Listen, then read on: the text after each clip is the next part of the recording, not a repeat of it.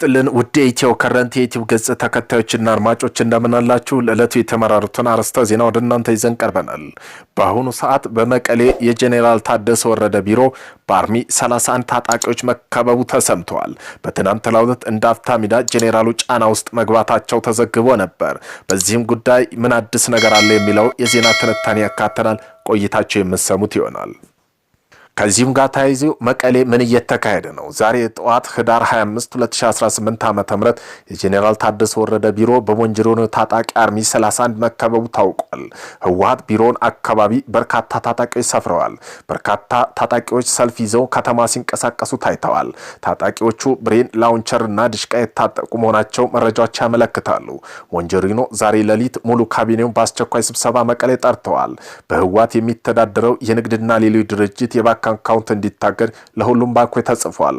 አርሚ 31 የጦር አመራሮች እንዋጋ በሚሉ ለሁለት የተከፈሉ ሲሆን አንዋጋም ያሉ መሳሪያቸውን ለቤተሰቦቻቸውና ነጻ መሬት ለሚንቀሳቀሱ ታጣቂ እየሰጡ መሆኑን ምንጮች ጠቁመዋል። ከሰሞኑ ኢትዮጵያ አየር ኃይል መቀሌ ቅኝት ሲያደርግ እንደነበር መረጃዎች ያመለክታሉ። ፕሮፌሰር መራራ ጉዲና የሚመራው ፖለቲካ ድርጅት ኦፌኮ ከምዝገባ ላለመሰረት ሲል 10 እጩዎችን ብቻ በሰባተኛው ጠቅላላ ምርጫ እንደሚያሳትፍ አስታውቋል። የኦሮሞ ፌዴራል ኮንግረስ ኦፌኮ ከምዝገባ ላለመሰረት ሲል ለሰባተኛው ጠቅላላ ምርጫ 10 እጩዎች ብቻ ማስመዝገቡን አስታውቋል።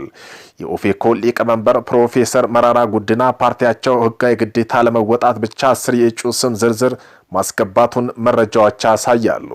የኦሮሞ ፌዴራል ኮንግረስ ኦፌኮ ትናንት ባለወጣው መግለጫ ማዕከላዊ ኮሚቴ ቅዳሜ ህዳር 22 2018 ዓ.ም በአዲስ አበባ ከተማ በአስቸኳይ ስብሰባ በማድረግ በሰባተኛው ዙር ኢትዮጵያ አጠቃላይ ምርጫ በአዲስ አበባ ውስጥና በአንዳንድ ጥቂት አካባቢ ብቻ ሊሳተፍ መሆኑን መወሰኑን አስታውቋል።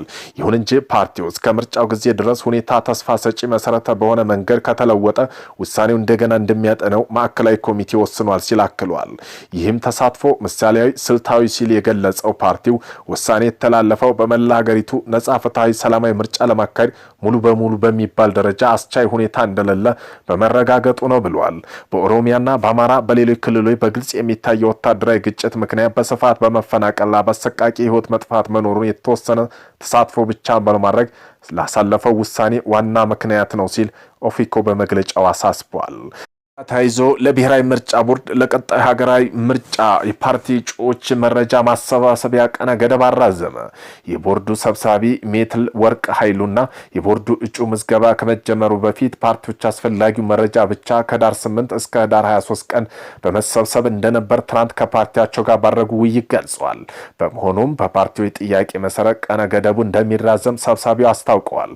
ምርጫ ለማካሄድ አስቻይ ሁኔታ አለ ወይ ተብለው ለተጠየቁ ጥያቄ ሜላት ወርቆ ቦርዱ ከክልል መንግስታት የጸጥታ መረጃ በመሰብሰብ ከፓርቲና ከሲቪል ማህበረሰብ ድርጅቶችና ከመንግስት ጸጥታ አካላት ጋር እንደሚወያይበት ገልጸዋል። ቦርዱ በመቀጠልም ከፖለቲካ ፓርቲ፣ ሲቪል ማህበረሰብ ድርጅት የተውጣጡ አባላት ያካተተ ቡድን በማቋቋም አስቻይ ሁኔታ ያለባቸው የምርጫ ክልሎች ይለያሉ ተብሏል። የአሜሪካ የውጭ ጉዳይ ሚኒስተር ማርክ ሩቢዮ ከጠቅላይ ሚኒስተር አብይ አህመድ ጋር ተወያዩ። የአሜሪካ የውጭ ጉዳይ ሚኒስተር የሆኑት ማርክ ሩቢዮ የአፍሪካ ቀንድ ሰላም፣ ቀጠናዊ መረጋጋት በተመለከተ ከጠቅላይ ሚኒስተር አብይ አህመድ በስልክ መነጋገራቸው ዋሽንግተን የውጭ ጉዳይ መስሪያ ቤት አስታውቋል። የአሜሪካ የውጭ ጉዳይ መስሪያ ቤት ባወጣው አጭር መግለጫ የውጭ ጉዳይ ሚኒስትሩና የጠቅላይ ሚኒስትሩ ውይይት የተደረገው መሆኑን ገልጸዋል። ይህም የአሜሪካና የኢትዮጵያ ከፍተኛ ባለስልጣን ውይይት በ4 ወራት ውስጥ ለሁለተኛ ጊዜ ነው ተብሏል።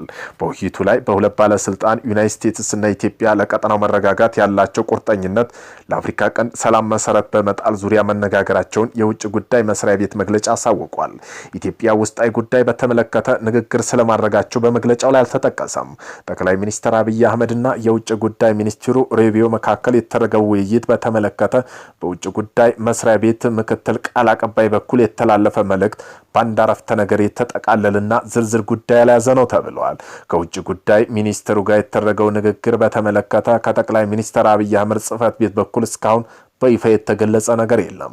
የውጭ ጉዳይ ሚኒስተር ሪቪውና ጠቅላይ ሚኒስትር አብይ አህመድ ቀጠናዊ የሰላም ጉዳይ በተመለከተ ውይይት ሲያደርጉ የመጀመሪያ አይደለም።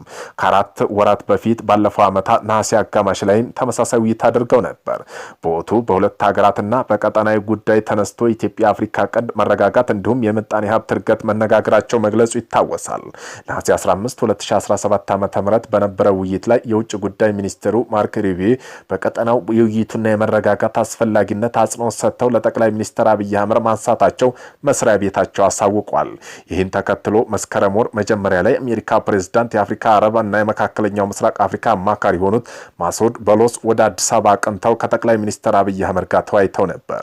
በወቅቱ አማካሪው ከጠቅላይ ሚኒስትሩ ጋር በነበራቸው ውይይት ኢትዮጵያ ከጎረቤት ሀገሯ ስላለው ግንኙነት በቀጠናው ሰላምና መረጋጋት ለማምጣት በኩል ስላላት ሚና ትኩረት ሰጥተው መነጋገራቸው እንዲሁም በሁለት ሀገር መካከል ስለሚኖረው የንግድ ዕድሎች መነሳታቸው በኤክስ ገጻቸው ላይ አስፍረው ነበር። ከአንድ ሳምንት በፊት ደግሞ የአሜሪካ አፍሪካ እዝ አዛዥ ጄኔራል ዳግሊቭ ኤር.ኤም አደርሰን ከኢትዮጵያ ጋር ጉብኝት አድርገው ከሀገሪቱ ጠቅላይ ኤታማዦር ሹም ፊልድ ማርሻል ብርሃኑ ጁላ ጋር ውይይት ማድረጋቸው ተዘግቧል። በአሜሪካና በኢትዮጵያ መካከል ከፍተኛ ወታደራዊ መኮንኖች መካከል የተደረገው ውይይት በአፍሪካ ቀንድ ሰላምና መረጋጋት በመፍጠር በኩል የሁለት ሀገራት ትብብርና ሚና መነሳቱን የኢትዮጵያ መከላከያ ሚኒስቴር አስታውቋል። ከአየር መንገድ ደህንነትና ተያይዞ በወንጀል የተከሰሱት እነ ዮሐንስ ዳንኤል ከስር እንዲፈቱ ትዕዛዝ ተሰጠ።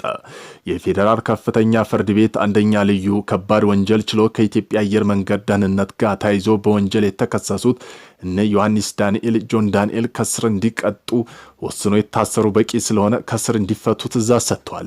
የፍትህ ሚኒስቴር የተደራጁና ድንበር ተሻጋሪ ጉዳዮች አቃቢ ሕግ ዮሐንስ ዳንኤል፣ ጆን ዳንኤል፣ አማኑኤል መውጫና ናትናኤል ወንዶሰን፣ ኤልያስ ድሪባና ዲዲያ ነጻነት በነሐሴ 16 ቀን 2016 ዓ.ም ከምሽቱ በግምቱ 3 ሰዓት ተኩል ላይ ነበር ከአዲስ አበባ ከተማ ወደ መቀሌ ከተማ ለመጓዝ አውሮፕላኑ ለበረራ ዝግጁ ቢሆንም አየር ሁኔታ ለበረራ አዳጋች በመሆኑ በበረራ ሊደረግ የነበረው የሚያደርሰው ከባድ አደጋ ለመከላከል ጉዞ ተሰርዞ መንገደኞች ከአውሮፕላኑ እንዲወርዱ ሲነገር በበረራው በግድ መደረግ አለበት፣ አንወርድም በማለት ቀሪ ተሳፋሪ እንዲያወርዱ በመከልከል አሳድሞ በሚል በዝርዝር ጠቅሶ ክስ አቅርቦባቸው ነበር።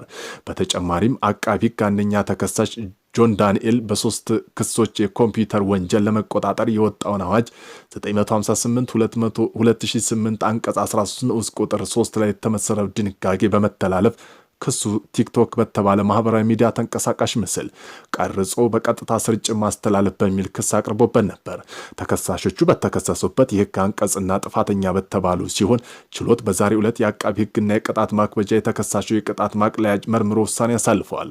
በዚህም ተከሳሾቹ በተከሰሱበት የህግ አንቀጽ ቀላል እስራት የሚያስከትል በመሆኑ አንደኛ ተከሳሽ በ1 ዓመት ከ4 ወር፣ ሁለተኛና ሶስተኛ፣ ስድስተኛ ተከሳሽ 8 ወር እንዲሁም አራተኛ ተከሳሽ በ10 ወር እስራት እንዲቀጡ ወስነዋል። በመሆኑም ተከሳሾች በስር ላይ ቆዩበት ጊዜ ተሰልቶ ተከሳሾቹ እንዲፈቱ የፌዴራል ከፍተኛ ፍርድ ቤት አንደኛ ልዩ ከባድ ወንጀል ችሎት ውሳኔ አሳልፏል።